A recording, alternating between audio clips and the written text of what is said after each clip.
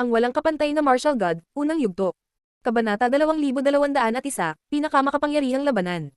Maaaring sirain ni Yu Qing ang 7 siwang ng mga tao at madaling pumatay ng mga tao. Walang nag-iisip na may pagkakataon si Lin Fang. Nang marinig ni Lin Fang si Yu Qing, ngumiti siya ng walang pakialam. Lumabas siya sa gitna ng lugar at hinarap si Yu Qing. Mahinahon niyang sinabi, "Pangpito ka, hindi masama. Si Prince Wu Qing at Jiu Linghuang ay hindi mas mahina kaysa sa iyo. Pero ngayon, hindi ka nasuswertehin." Parehong sinabi ni Lin Fang at Yu Qing sa isa't isa habang nagbanggaan ang kanilang chi. Malamig na ngumiti si Yu Qing. Dalawang sinag ng liwanag ang lumabas sa kanilang mga mata at nagbanggaan. Ang mga mata ni Lin Fang ay naging itim at lumitaw ang mga vortex sa loob nila. Nakita ni Lin Fang ang isang pares ng naglalakihang mga mata sa kanyang harapan. 7 Apertures Destroying Technique, kaya niyang pumatay ng tao gamit ang kanyang mga mata. Ipinikit ni Lin Fang ang kanyang mga mata at ang layunin ng sword ay tumaas sa kalangitan. Itinaas niya ang kanyang kamao, ang kanyang espada ay umuugong ng matindi. Narinig niya ang galit na sigaw ng kanyang kalaban at nagkaroon siya ng impresyon na agad siyang nabingi. Malamig na ungol ni Lin Fang. Mukha siyang walang ekspresyon. Nagsimula siyang kumanta ng incantation. Sa paligid niya, ang mga salita ay lumitaw at umikot, sila ay umalangaw sa parehong bilis ng cosmos. Walang lakas ang makakaapekto sa kanya. Tumakbo si Yu Qing patungo sa kanya na nakataas ang kamao. Inilabas ni Lin Fang ang lakas ng espada nang walang pag-aalinlangan kaagad. Sa sandaling iyon, mas maraming maitim na mata ang lumitaw. May impresyon si Lin Fang na siya ay nabubulag. Isang nakakatakot na lakas ang bomb alot sa kanyang katawan. Tumibok ang puso ni Lin Fang. Ang 7 Apertures Destroying Technique ni Yu Qing ay talagang nakakatakot. Isang hindi kapanipaniwalang dami ng cosmic energies ang lumitaw sa paligid ni Lin Fang. Nanatili siyang hindi gumagalaw na parang bundok, engrandi at solemna. Pinagsama niya ang lakas ng lupa at langit. Wala o walang makakaapekto sa kanya. Boom! Ang kamay ni Yu Qing ay bumagsak kay Lin Fang. Ang kanyang cosmic energies ay kumaluskos at bumagsak, si Lin Fang ay nanginginig. Gayunpaman, nagkaroon ng impresyon si Yu Qing na kakasuntok lang niya ng hindi masisirang brilyante. Mamatay.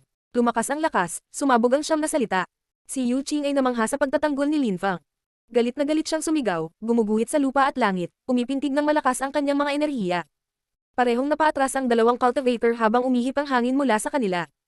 Ang kanyang 7 Apertures Destroying Technique ay kakilakilabot. Maaari kang tumakas mula sa isang pag-atake, ngunit hindi magagawa ng iyong mga tainga, naisip ni Lin Fang na nakatitig kay Yu Qing. Hindi ka panipaniwala ang depensa mo. Ngunit ang iyong posisyon ay handa na, ikapitong ranggo.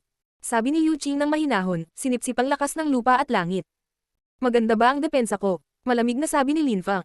Dahil sa tingin mo, ipapakita ko rin sa iyo ang aking mga nakakasakit na kakayahan. Sagot ni Lin Fang. Siyam na salita ang umikot sa paligid niya, puno ng explosive power. Isang nakakatakot na sinaunang layunin ang nakapalibot sa kanila. Habang tumatakbo siya pasulong, umikot sila sa paligid niya.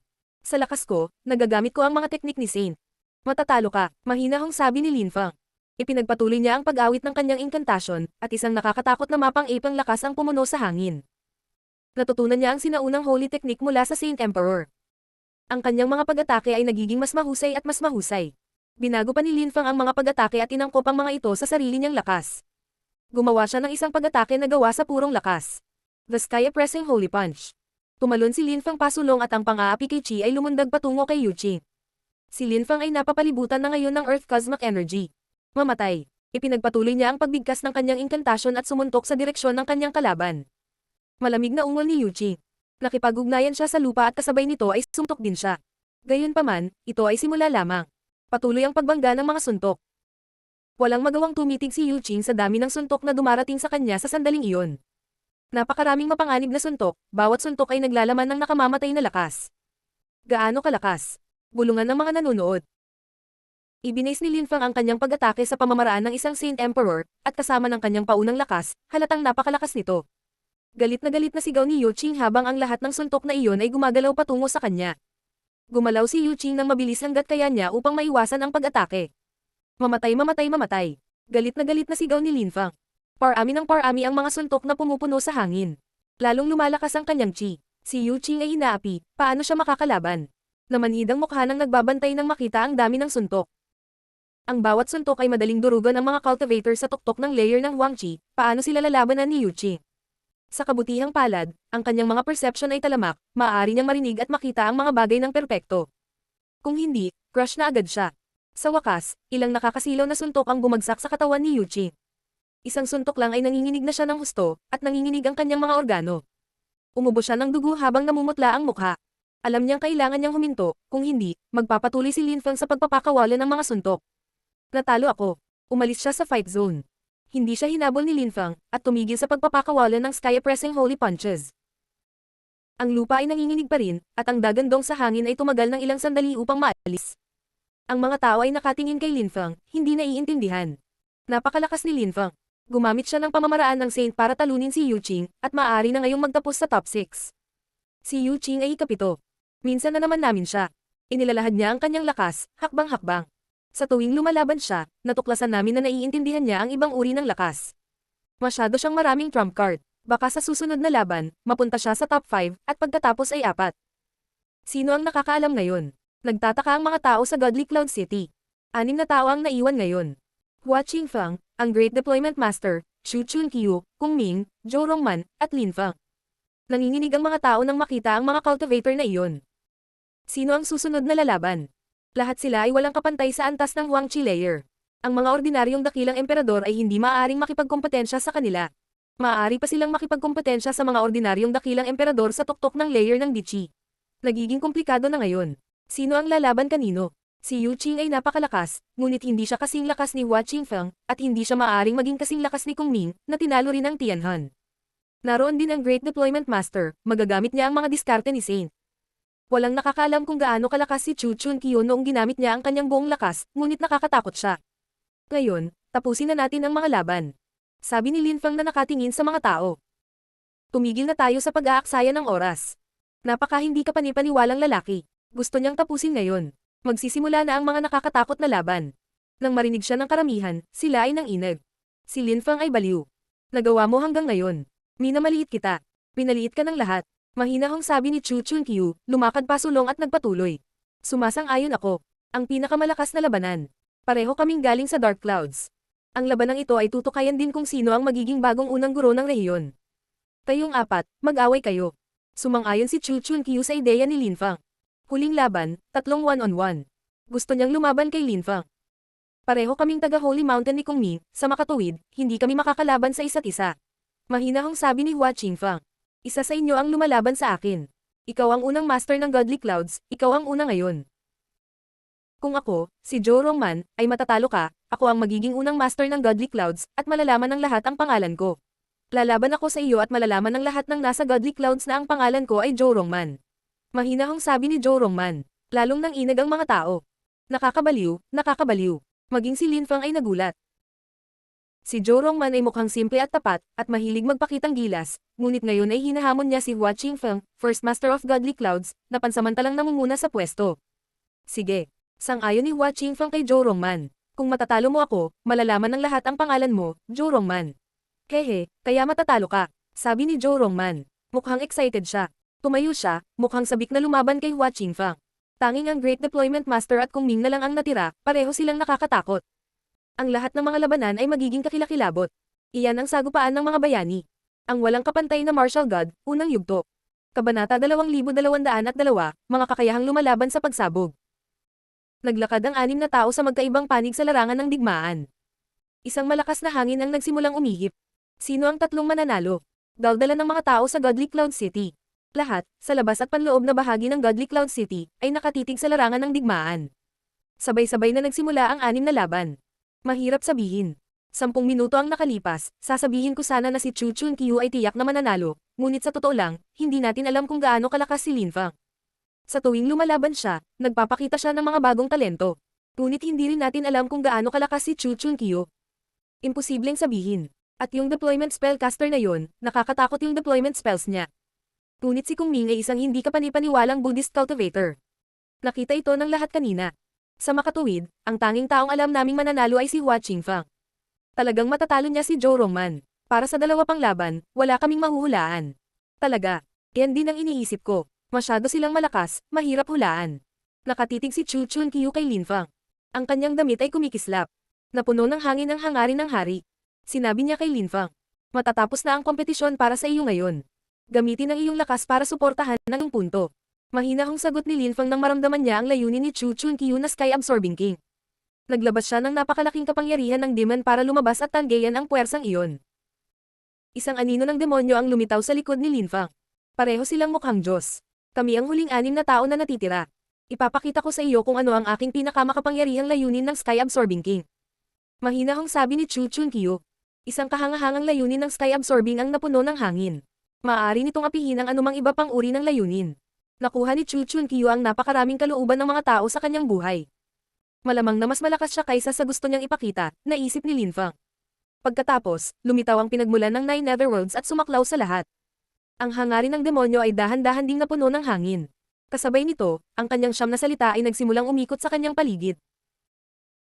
Siya ay tulad ng isang hari ng 10,000 bagay ng paglikha, lahat ng kanyang cosmic energies ay nagiging demonyong lakas. Napakalakas ng kanyang mga demonyong cosmic energies. Noong lumaban siya kay Nikang, gumamit siya ng lakas ng pagmumura. Noong lumaban siya kay Yuqing, ginamit niya ang lakas ng lupa. Ngayon ay gumagamit siya ng lakas ng demonyo. Talagang kinokontrol niya ang lakas ng 10,000 bagay ng paglikha. Besides, pwede siyang lumipat ayon sa gusto niya. Iyan ba ang daw niya? Iyon ay magiging isang nakakatakot na daw. Naglalabas siya ng lakas ng demonyo kasama ng lakas ng kanyang 9 Netherworlds Demonic Song. Si Kung Ming ay gumagalaw din. Nakakatakot ang kanyang lakas ng daw. Kung mag-away sina Kung Ming at Lin Feng, magiging mahusay ito. Siyempre, lumalaban si Kung Ming sa deployment spellcaster, kaya magiging interesante rin ang labanan. Si Kung Ming ay mas malakas kaysa kay Jiu Linghuang. Ang kanyang mga diskarte sa Budismo ay hindi kapani-paniwala. Tuwang-tuwa ang mga nanonood. Ang tatlong labanan ay magiging kahanga-hanga. Hindi nila alam kung alin ang papanoorin. 9 Netherworlds Demonic Song. Itinaas ni Chu Chunkyu ang kanyang ulo at tumingin sa source of the 9 Netherworlds.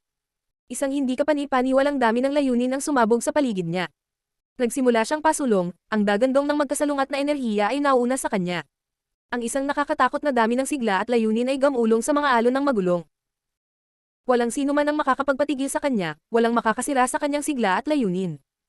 Nakuha niya ang napakaraming mga emperador at mga dakilang emperador na kalooban, siya ay isang hukbo ng mag-isa, ang lupa ay nanginginig sa kanyang mga yapak. Gayunpaman, ang pinagmulan ng 9 Netherworlds ay tila hindi masisira. Dahan-dahang naglakad si Lin Feng para salubungin si Chu Chunkyu. Ang hangarin ng demonyo ay tumaas sa langit. Ang kanyang 9 Netherworld strength ay umalangaw sa cosmos, tumagos sa katawan ni Chu Chunkyu. Si Lin Feng ay biglang napalibutan ng nakakasilaw na mga ilaw ng Deva Marakalpa. Nararamdaman ni Lin Feng na ang layunin ni Chu Chunkyu na pagsipsip ng langit ay nakamamatay, at maaaring makuha ang kanyang sariling layunin. Gayunpaman, ang hangarin ni Lin Feng ay lubos na matatag kapag nakaharap dito, at ang 9 na salitang incantation ay nagpoprotekta sa kanya. Siya ay nasa symbiosis sa lupa at langit, at ang layunin ni Chu Chunkyu ay hindi talaga makakaapekto sa kanyang sarili sa ngayon. Lin Feng, damahin ang layunin ng Sky Absorbing King.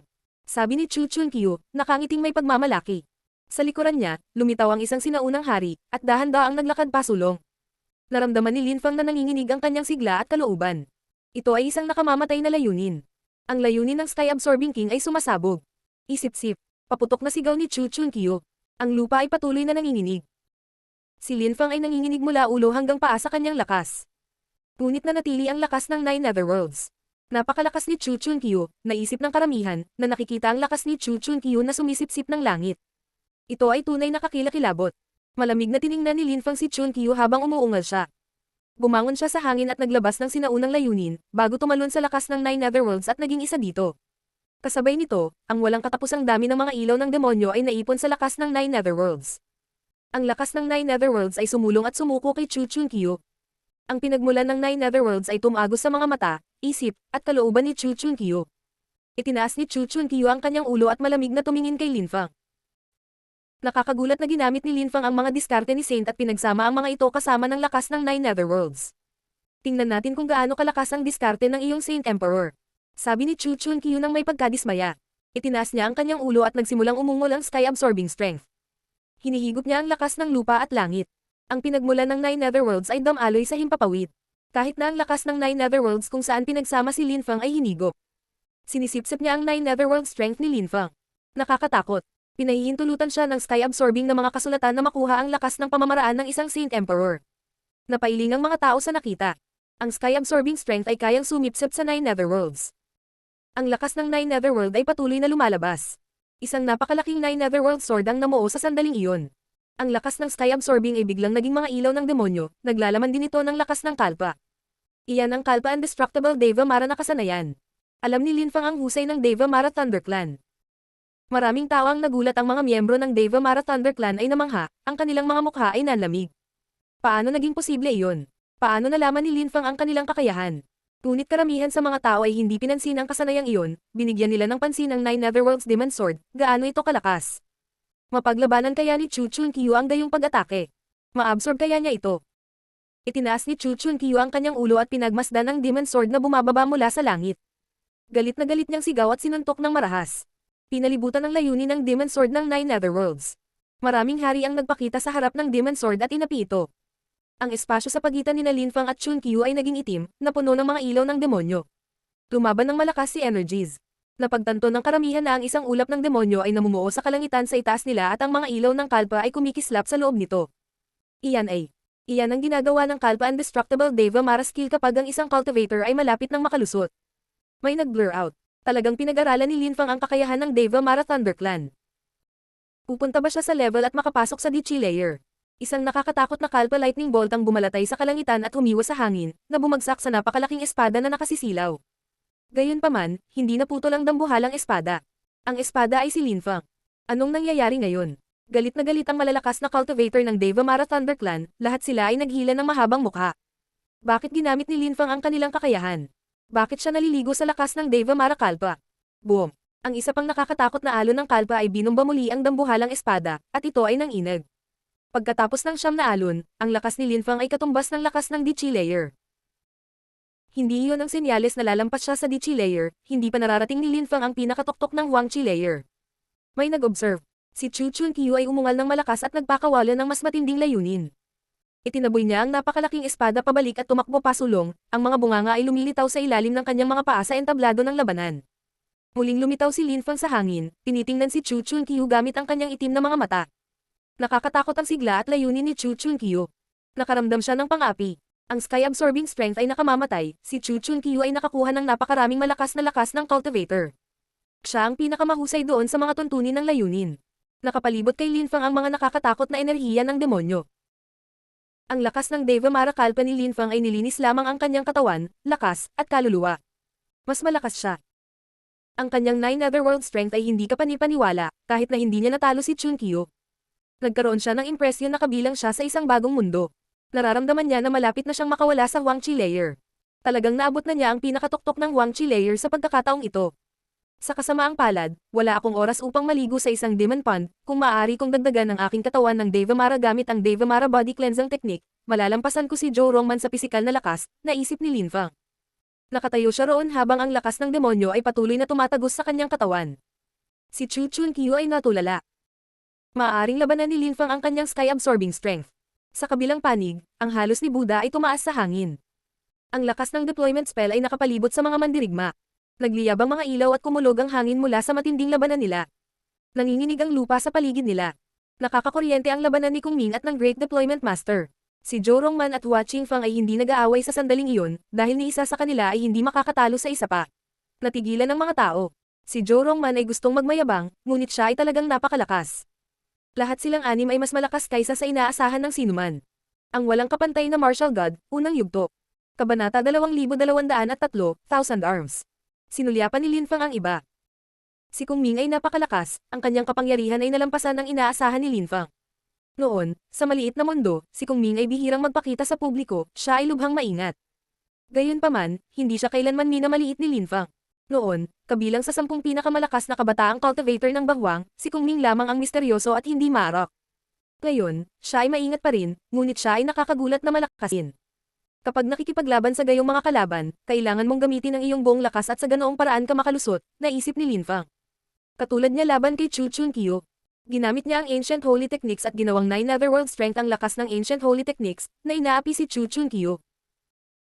Pagkatapos, ginawa niya ang Nine Netherworld Strength sa Nine Netherworld's Demon Sword at gumamit din ng lakas ng demonyo, bago panalinis ng lakas ng Deva Mara Kalpa ang kanyang katawan. Ang pangalan ko ay Zhou Rongman, sabi ng isang boses sa sandaling iyon. Tumingon ng mga tao, kabilang si Lin Fang, na nakatingin kay Zhou Rongman. Anong klaseng lalaki? Parang walang nakakaalam na siya ay tinatawag na Zhou Rongman. Naisip ni Lin Fang. Hindi siya nakaimik. Si Zhou Rongman ay sapat na malakas upang makipagkompetensya kay Hua Qingfang, ngunit siya ay medyo tulala. Zhou Rongman. Ang tatlong salitang iyon ang pinaka-narinig ng karamihan sa kompetisyon. Hua Qingfang, ngayon, matatalo ka ni Zhou Rongman at magiging pinakamalakas na cultivator. Nakangiting sabi ni Zhou Rongman. Naglabas siya ng sinaunang hayop na chi, na pumuno sa hangin. Si Zhou Rongman ay nabalisa. Nagulat si Hua Qingfang nang makaramdam ng panganib. Si Zhou Rongman ay hayop at mapanganib. Kasabay nito, sa ikatlong mata ni Zhou Rongman, isang pulang imprint ang lumitaw. Sabay na lumitaw ang mga braso sa kanyang likuran. Ang mukha ni Hua Qingfang ay nanigas, ang kanyang mukha ay biglang namutla. 1,000 armas, si Zhou Rongman ay may 1,000 armas. Kung mayroon mang 1,000 armas, hindi ito magiging problema. Ngunit ito ay si Zhou Rongman, mayroon na siyang nakakatakot na lakas na may 2 braso. Sa 1,000 armas, ito ay magiging mas nakakatakot. Napansin ng lahat kung gaano kalakas si Zhou Rongman. Ang kanyang pisikal na lakas ay hindi kapani-paniwala, kaya niyang labanan ng mga ordinaryong pag-atake ni Hua Qingfang nang may purong pisikal na lakas. Ngayong si Rongman ay may 1,000 armas, si Hua Qingfang, ang unang guro ng makadiyos na ulap, ay nagsisimula ng magkaroon ng masamang premonition. Hindi na siya kasing kumpiyansa ng dati, hindi na niya akalain na siguradong mananalo na siya. Zhou Rongman, nataranta ang mga tao, naalala nila ang kanyang pangalan. Sa sandaling iyon, nagsimulang maglakad si Zhou Rongman patungo kay Hua Qingfang. Lumitaw ang mga gintong ilaw sa kanyang ikatlong mata. With his 1,000 arms, nakakatakot ang itsura niya. Tao ba o hayop ang lalaking iyon? Ang celestial book ni Hua Qingfang ay lumulutang sa itaas ng kanyang ulo, ang kanyang robe ay kamakaway sa hangin. Mukha siyang scholar. Napuno ng ice cold sword intent ang hangin, at ang kanyang chi ay tumataas. Umabant siya ng isang hakbang at isang salita. Isang nakakatakot na matalas na enerhiya ng espada ang bumaril kay Zhou Rongman. Nag-intertwine ang mga braso ni Zhou Rongman at naging isang napakalaking kamao. Kasabay nito, nagpatuloy siya sa paglalakad na parang walang anumang bagay na maaaring magbanta sa kanya. Mukha siyang all-conqueror. Ipinatawag ni Hua Qingfang ang lakas ng lupa at langit, at pinakipot ang isang nakakatakot na puwersa. Ang kanyang dambuhalang braso ay gumapang sa kalangitan, 2 naglalakihang salita ang lumitaw sa kalangitan. Sinaunang lakas. Siya condensed na kamamatay na lakas, at pagkatapos ay pinakawalan ang lahat ng ito. Isang malakas na hangin ang nagsimulang umihip. Ang lakas ng gusali ay nakakatakot. Nagpatuloy si Zhou Rongman sa paglalakad, isang napakalakas na lakas ang lumabas sa kanyang napakalaking braso. Walang makakasakit sa kanya. Tingnan natin kung gaano kahanga-hanga ang depensa mo, hindi ka Diyos. Malamig na sigaw ni Hua Qingfang, galit na galit ngayon. Nag-condense siya ng mas nakamamatay na lakas. Siya ang first master ng Godly Clouds, talagang malakas siya. Ang kanyang lakas ay bumaril kay Zhou Rongman. Itinaas ni Zhou Rongman ang kanyang ulo, nagninangning ang mga gintong ilaw sa kanyang ikatlong mata. Hinigop niya ang lakas na lumalapit sa kanya at agad itong nawala. Sa sandaling iyon, si Zhou Rongman ay mukhang isang halimaw na walang makakaapekto. Halimaw si Zhou Rongman sa 2 braso, nakakatakot na siya, pero sa 1,000, mas malala pa. Ang kanyang gininto ang mata ay hindi masisira, kaya nitong sumipsip ng mga nakakatakot na pag-atake. Sumumpa ang isa sa mga nagbabantay. Si Zhou Rongman ay hindi nagpakita ng kanyang tunay na lakas sa panahon ng pulong, nananatiling maingat sa buong oras. Sa unang pagkakataon sa kaganapan, si Hua Qingfang ay nahaharap sa panganib na matalo, at ang kanyang unang posisyon dito. Alam ni Hua Qingfang na nasa panganib siya. Ang taong sa simula ay inakala ng lahat na isang tanga ay lubhang mapanganib. Ang kanyang mga braso ay naglalaman ng malakas na lakas. Mahirap suriin kung gaano kalakas ang kanyang pag-atake. Maaari rin niyang gamitin ang lahat ng kanyang mga braso ng nakapag-iisa, para makapagsagawa siya ng iba't ibang pag-atake sa parehong oras. Sa sandaling iyon, ang kamay ni Hua Qingfang ay gumapang sa kalangitan, nag-condensize ng lakas sa kanyang celestial book. Sumulat siya ng mga sinaunang salita. Naglalaman ng mga ito ng kamanghamanghang dami ng lakas ng espada. Tingnan natin kung hanggang kailan ka mapoprotektahan ng iyong mga braso. Malamig na sabi ni Hua Qingfang. Ang lakas na nilalaman ng kanyang celestial book ay tumagos sa mga sinaunang salita. Lahat sila ay kumaluskos at pagkatapos ay naging isang salita na may nagbabantang lakas. Mamatay, sabi ni Hua Qingfang. Sa sandaling iyon, ang napakalaking salita ay napuno ng walang katapusang dami ng mga ilaw ng espada. Kasabay nito, lumipat ito patungo kay Zhou Rongman. Iginalaw ni Zhou Rongman ang kanyang mga braso, lumitaw ang isang ilusyon at kumilos upang harangin ang sinaunang salita. Nagbanggaan ang sinaunang salita at braso at nagsimulang kumaluskos. Patuloy na kumakalis ang mga braso ni Zhou Rongman. Gayunpaman, tumayo siya at nagpatuloy sa paglalakad, kahit na hindi masyadong mabilis. Sa wakas, galit na galit siyang sumigaw at nagsimulang tumakbo patungo kay Hua Qingfang. Nanigas ang mukha ni Hua Qingfang. Iniluwa niya ang isang matalim na sandata kay Rongman, ngunit agad itong sumabog at nagkapira-piraso. Napaatras siya habang namumutla ang mukha. Matatalo si Hua Qingfang. Si Zhou Rongman ay isang nakakatakot na halimaw. Hindi siya matatalo. Kahanga-hanga siya pareho sa depensa at opensa. Ang kanyang pagtatanggol sa kaluluwa ay kakilakilabot. Hua Qingfang, natalo ka. Ako, si Zhou Rongman, ang pinakamalakas na tao sa kontinente ng Siyam na Ulap. Sabi ni Zhou Rongman, nakangiti. Sa sandaling iyon, walang nang ahas na pagtawanan siya o sabihin siya ay tanga. Walang tigil na umaalingaw ang kanyang boses sa ulo ng mga tao. Ang kanyang karaniwang pangungusap ay naging isang simbolikong pangungusap. Ang pangalan ko ay Zhou Rongman. Alam ng lahat na kung si Zhou Rongman ay mahina, lahat ay pinagtatawanan siya, at ang kanyang pangungusap ay naging isang biro. Ngunit natalo niya si Hua Qingfang. Kung naaalala ng mga tao ang pangungusap na my name is Zhou Rongman. Hindi ito dahil sa natuwa sila, dahil naalala nila kung gaano siya nakakatakot. Sa top 10, may 4 na First Masters, pero ngayon pang-6 na siya. Nakakahiya iyon para sa isang dating First Master of Godly Clouds. Bulong-bulungan maraming tao na may malisyosong saya. Naalis ba si Hua Qingfang sa nangungunang 5? Kung iyon ang kaso, mawawala ang kanyang reputasyon. Gayunpaman, ipinakita rin ito na maraming mga henyo sa kontinente ng Siyam na Ulap, at ang First Masters ay hindi nangangahulugang ang pinakamalakas na tao. Nang marinig ni Hua Qingfang si Zhou Rongman, nanatili siyang tahimik. May masasabi ba siya? Siya ang First Master ng Godly Clouds, at natalo siya laban kay Zhou Rongman. Kahit anong mangyari, hindi siya mananalo. Ngunit kahit na hindi niya matalo si Zhou Rongman, hindi siya karapat-dapat na ranggo sa ika-6. Maaaring hindi siya matalo ng ibang tao, ngunit ang lakas ni Zhou Rongman ay lumampas sa inaasahan ng lahat. Kasabay ng kanilang pakikipaglaban, nagaganap ang labanan ni Kung Ming at ng Great Deployment Master. Isang hindi kapani-paniwalang dami ng mga gintong ilaw ang nagpawi sa kalangitan. Ang mga Buddha ay nasa lahat ng dako sa kanilang paligid, at sila ay umaawit ng mga mantra sa malalakas na boses na Brahmite. Kasabay nito, maraming deployment lights ang patuloy na kumikinang. Ang Buddha at deployment energies ay patuloy na nagbanggaan. Nakapikit ang mga mata ni Kung Ming. Nasa likuran niya ang 108 Buddha na may hindi masisirang gininto ang katawan. Nahirapan ang Great Deployment Master na labanan siya. 10,000 Celestial Buddha Solution, hindi masisirang gintong katawan, sino ka? Sabi ng Great Deployment Master, nakangiwi. Ang kanyang deployment spells ay hindi maaaring maging mas mahina kaysa sa mga Buddhist na pag-atake, ngunit ang depensa ni Kung Ming ay kahanga-hanga, mas mahusay kaysa sa kanyang sarili. Kasama ang 10,000 Celestial Buddha at ang hindi masisira na gininto ang katawan, siya ay tila hindi masisira. Nakakatakot din ang depensa niya. Maaaring mas malakas si Kung Ming kaysa kay Hua Qingfang. Sa Holy Mountain, si Kung Ming ay maingat, ngunit hindi ito nangangahulugan na si Hua Qingfang ay mas malakas kaysa sa kanya. Nakapanto sa isang tao na may karunungan ng pagsasabi ng halata. Si Xian Ren ay nagulat din. Nakatitig siya kay Kung Ming at sinabing, ang kalbong asno na iyon ay palaging nagtatago ng kanyang tunay na lakas. Sa totoo lang, ganito siya kalakas. Sa wakas ay tumigil sa pakikipaglaban ng Great Deployment Master. Siya ay nasugatan, at inamin ang kanyang pagkatalo. Tulad ni Hua Qingfang, natalo siya. Hindi naman siya mas mahina kaysa sa 4 na iba pang cultivator. Kailangang magpatuloy ang mga laban, tiyak na may potensyal siyang makatapos sa nangungunang 3. Ang mga taong iyon ay napakalakas. Pinatunayan ni Zhou Rongman na mas malakas siya kaysa kay Hua Qingfang. Si Kung Ming ay mas malakas kaysa sa Great Deployment Master. Ang labanan ni Lin Fang at Chun Qiu ay hindi kapani-paniwala din. Ngunit sa ganitong paraan ng mga ranggo ay hindi tumpak. Kailangan nilang mag-away ulit. Sabik na bulalas ng mga tao. Lin Fang, ikaw at ako, mag-away tayo. Sabi ni Hua Qingfang sa sandaling iyon, naglalakad patungo kay Lin Fang. Ayaw niyang maalis dahil sa kanyang pakikipaglaban kay Zhou Rongman. Ang walang kapantay na martial god, unang yugto. Kabanata 2204, muling natalo si Hua Qingfang. Maraming tao sa loob ng lungsod, ngunit mas malaki ang bilang sa labas. Mayroong literal na karagatan ng mga tao. Nanatiling tahimik silang lahat, nakasanayan na, o marahil ay talagang inasahan na nila ang mga ganoong resulta. May lumitaw, nakasuot ng itim na baluti na naglalaman ng layunin ng demonyo. Para siyang demonyong hari. Katabi niya ang isang binata na nakasuot ng parehong uri ng baluti.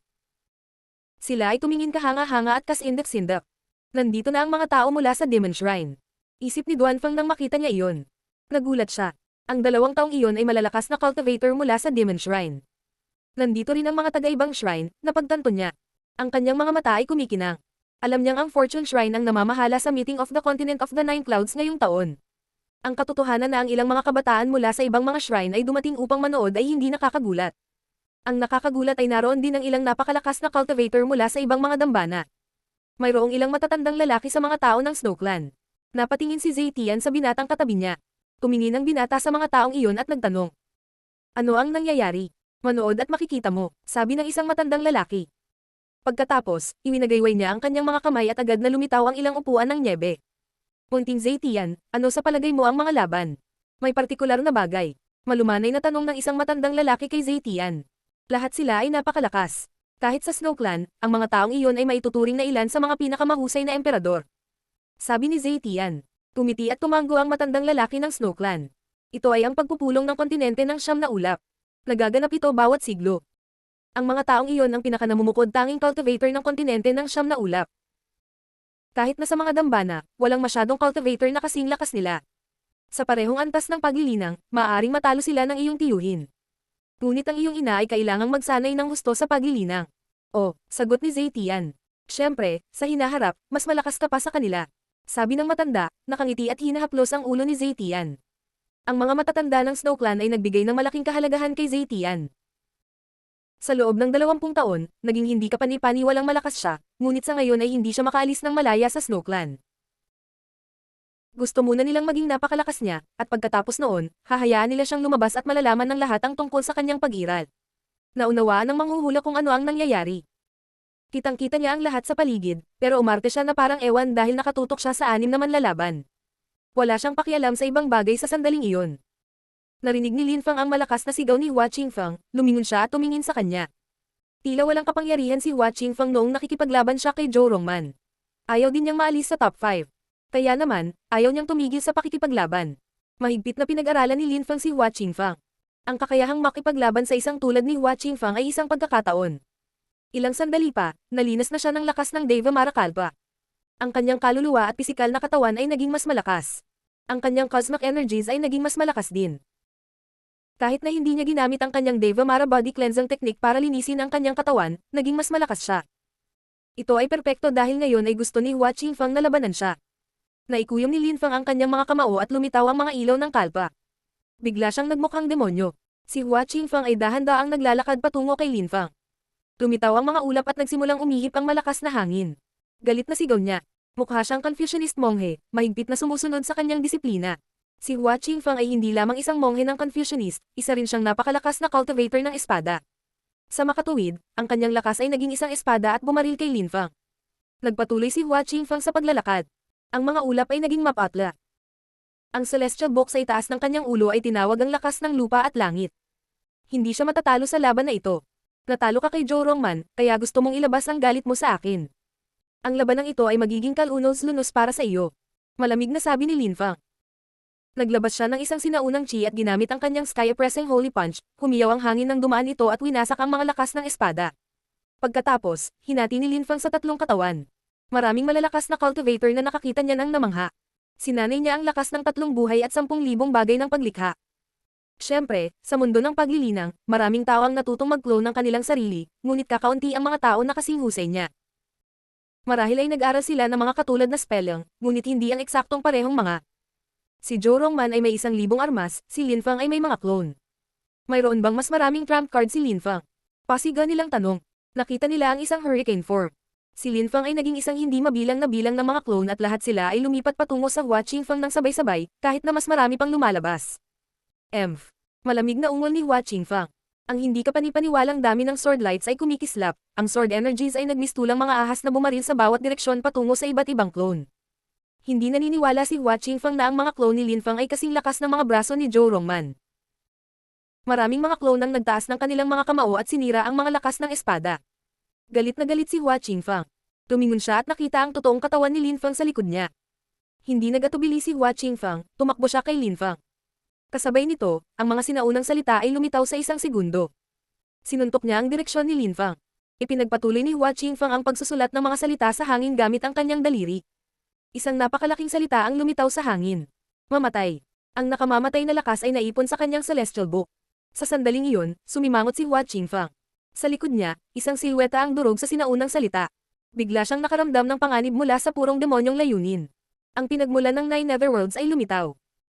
Alam ng karamihan kung ano ang ibig sabihin nito nang makita nila ang pinagmulan ng 9 Netherworlds. Ang pinagmulan ng 9 Netherworlds ay tumagos sa katawan ni Hua Qingfang. Mga sorpresang pag-atake mula sa 3 panig. Ang mga clone ni Lin Fang ay naglalaman ng mga nakakasakit na enerhiya. Sa sandaling iyon, hindi alam ni Hua Qingfang kung ang iba pang mga clone ay naglalaman ng lakas ng opensa o hindi. Bukod dito, ang mga clone ay napakabilis. Wala pang ilang segundo, napalibutan si Hua Qingfang. Namula ang mukha ni Hua Qingfen. Pamatok siya patungo sa isang clone at patuloy na naglalabas ng kanyang lakas. Ang dambuhalang simbolo ng Dai ay patuloy na umuugong. Bigla siyang lumingon at tumingin sa mga clone na naglalaman ng nakakatakot na enerhiya, habang ang lakas ng espada ay lumabas mula sa kanyang celestial book. 9 Netherworld soundwaves ang tumagos sa kanyang katawan at sinubukan niyang harangan ang mga ito sa kanyang layunin. Ikinumpas niya ang kanyang mga kamay, lumitaw ang isa pang sinaunang salita at sumulong. Gayunpaman, biglang nakaramdam ng pagod si Hua Qingfang, bumigat ang kanyang mga talukap. Natutulog na siya. Ang lakas ng Nine Netherworlds ay patuloy na binomba ang kanyang layunin. Nakatulog siya. Great Dream of Life Technique. Napabuntong hininga si Hua Qingfang, sinusubukang manatiling determinado. Nasa panaginip ka na, tamasahin ang lakas ng Nine Netherworlds. Sabi ng isang boses. Tumisi si Hua Qingfang. Nasa panaginip na ba siya? Imposible, hindi niya mapagkakatiwalaan ang boses na iyon, boses iyon ng demonyo na pilit siyang pinapasuko. Iyan ang pangarap na nilikha ko para sa iyo. Tingnan mo, hindi mo ba nararamdaman na walang kapangyarihan?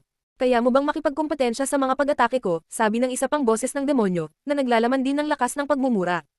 Isinailalim din siya sa Nine Netherworlds na Monoxong. Asar. Sigaw ni Hua Qingfang, lumitaw ang layunin ng espada at winasak ang pag-atake sa harap niya. Nakita mo na ba yun? Nasa panaginip ka, hindi ito totoong pag-atake. Kung hindi, paano mo ito nawasak ng ganoon kadali? Sabi ng isang boses. Nag-echo ito sa kanyang ulo. Tulog ba talaga siya at nasa panaginip? Napuno ng nakakatakot na pag-atake ang hangin sa harap ni Hua Qingfang. Patuloy siyang naglalabas ng mga salita na sumisira sa lahat, ngunit tila nag-iilusyon talaga siya. Totoo ba ang mga pag-atake o hindi? Bakit kaya madaling sirain sila ni Hua Qingfang? Naisip ng mga tao sa labas nang makita nilang sinisira niya ang mga clone ng sunod-sunod. Hindi ako sigurado. Marahil ang ilang mga clone ay naglalaman ng mga pag-atake na hindi masyadong malakas. Ngunit hindi nila alam na nagsimulang mag-isip si Hua Qingfang kung nasa panaginip ba siya o wala. Sinira ni Hua Qingfang ang higit pang mga clone bago niya napagtanto na lumitaw ang isang nakakatakot na lakas ng demonyo. Ano ang nangyayari? Naisip ni Hua Qingfang. Namangha siya. Itinaas niya ang kanyang mga kamao upang harangan ng pag-atake, ngunit ang lakas ni Lin Fang ay nakakatakot. Naputol ang buto at nabali ng malakas. Ang pag-atake ay tumagos sa kanyang mga kamao at tumagos sa kanyang katawan. Asar. Desperadong sigaw ni Hua Qingfang habang naglalabas ng enerhiya.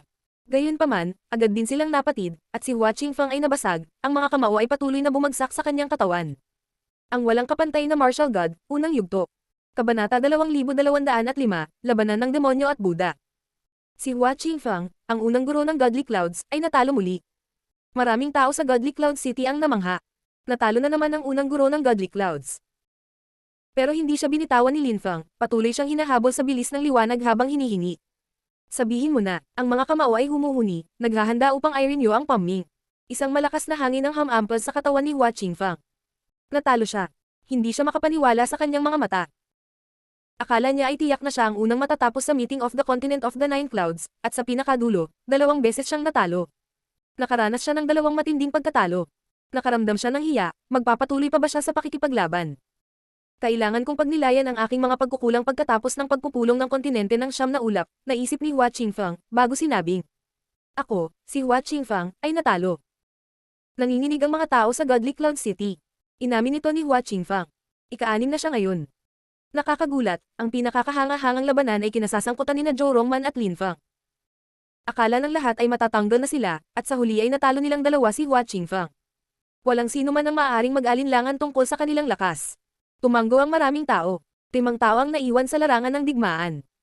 Tinalo ni Kung Ming ang deployment spellcaster na nangangahulugang pang-4 na si Kung Ming. Natalo ang deployment spellcaster, ngunit kaya ba niyang talunin ng iba? Mahirap mag-evaluate. Hindi pa niya personal na nakalaban ng mga ito, kaya hindi niya alam.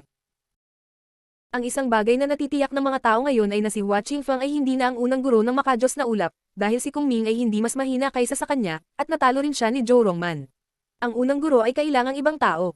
Tulad ni Prinsipe Wu Qing, kailangan niyang isuko ang kanyang titulo ng unang guro ngayon. Si Lin Fang o Chu Chunqiu ang magiging unang master ng Dark Knight Region. Naiwan ang 4 na tao. Natalo ka, labas ka na, sabi ni Zhou Rongman sa Great Deployment Master. Ang Great Deployment Master ay umungol sa malamig na paraan. Matagal na niyang tinatakan ang kanyang sarili sa isang deployment mine, at kailangang magsimulang muli sa Huangqi Layer. Noong una, akala niya ay mauna siyang makatapos, ngunit sa huli ay natalo. Lahat ay nakaturo sa kanya. Siya ay nasa labas. Ang 10,000 Celestial Buddha ni Kung Ming at Indestructible Golden Body ay nakakatakot sa kanya. Gayunpaman, minamaliit ako ng mga taong iyon. Tinitigan ng Great Deployment Master si Zhou Rongman ng mapanghamon. Lumitaw ang mga deployment mark at damaloy patungo kay Zhou Rongman. Gayunpaman, 1,000 armas ang agad na lumitaw sa katawan ni Zhou Rongman, at sinira niya ang deployment spell ng may purong lakas. Naglakad si Zhou Rongman patungo sa kalaban. Siya ay inatake ng sorpresa. Hindi iyon nagustuhan ni Zhou Rongman. Maganda ang labanan ng Great Deployment Master at Kung Ming, hindi magiging maganda ang isang ito. Ang Great Deployment Master ay hindi kayang talunin si Joe Rongman, ngunit ito ay magiging mahirap para kay Joe Rongman dahil siya ay mahusay sa malapit na labanan, at ang Great Deployment Master ay isang deployment spellcaster. Gusto niyang pigilan si Joe Rongman na maging masyadong malapit, at makakamit niya iyon gamit ang mga deployment spell. Sa sandaling iyon, huminto si Joe Rongman at sinabi sa Great Deployment Master. Ano ang punto ng ganitong uri ng labanan? Mawawala ito sa iyo. Malamig na tugon ng Great Deployment Master. Ang opensa at depensa ni Joe Rongman ay hindi kapanipaniwala ngunit kung hindi siya makalapit, walang silbi ang tunggalian. Hindi nagkamali ang Great Deployment Master. Sa huli, mananalo siya kung magpapatuloy siya sa ganitong paraan. Maaari rin niyang subukang umatake, ngunit totoo na ang ganitong uri ng labanan ay nakakainip.